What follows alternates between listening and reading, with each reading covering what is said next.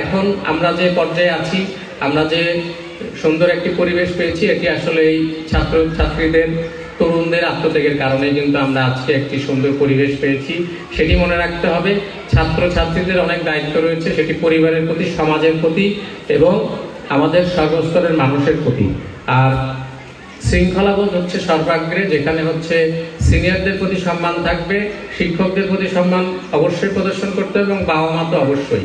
এইখান থেকে কিন্তু অনেক কিছু শেখার রয়েছে। এই যে একজন তোমাদের সিনিয়র শিক্ষার্থী বক্তব্য দিয়েছে, সে কিভাবে বক্তব্য দিল, এখানে এই অনুষ্ঠানটা কিভাবে আয়োজিত হলো। শুধু একটা অনুষ্ঠানে আয়োজিত হলেই হবে না, আয়োজন দেখলেই হবে না, বসে থাকলে হবে না। এখানে অনুষ্ঠানটা কিভাবে আয়োজিত হচ্ছে, কিভাবে বক্তব্য দিচ্ছে, তারপরে কিভাবে শৃঙ্খলা রক্ষা করতে হয়, এই বিষয়গুলো এখান থেকে শিক্ষণীয় রয়েছে। আর এখানে স্কুলের পড়াশোনার অবস্থা একটু মনে হয় যে আমি বলবো যে খারাপ বলবো না, একটু হয়তো আমরা পিছিয়ে আছি।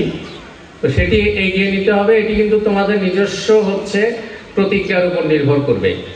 আর আমরা যদি হচ্ছে নিজে প্রতিজ্ঞা করি যে আমি ভালো করবই, তাহলে কিন্তু তোমাদেরকে কেউ দমিয়ে রাখতে পারবে না। তোমরা হচ্ছে অবশ্যই আগাবে।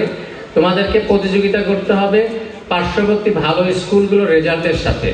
পার্শ্ববর্তী ভালো স্কুলের যারা শিক্ষার্থী আছে তাদের সাথে প্রতিযোগিতা করতে হবে। প্রতিযোগিতা মানে কিন্তু আবার ঈর্ষা না, ঈর্ষা এবং প্রতিযোগিতার মধ্যে কিন্তু পার্থক্য আছে। হ্যাঁ, তোমরা হচ্ছে প্রতিযোগিতা সবসময় হচ্ছে পজিটিভ, যে আমি নিজে ভালো করব, সেটা হচ্ছে আমার নিজেকে ডেভেলপমেন্টের মাধ্যমে। আর ঈর্ষা হচ্ছে আরেকজনের ক্ষতি চেয়ে নিজের মঙ্গল কামনা করা। কখনোই ঈর্ষাবোধ না করে প্রতিযোগিতার মধ্যে থাকবে, সেটা ভালো প্রতিযোগিতার মধ্যে, তাহলে তোমরা হচ্ছে নিজেদেরকে ডেভেলপ করতে পারবে।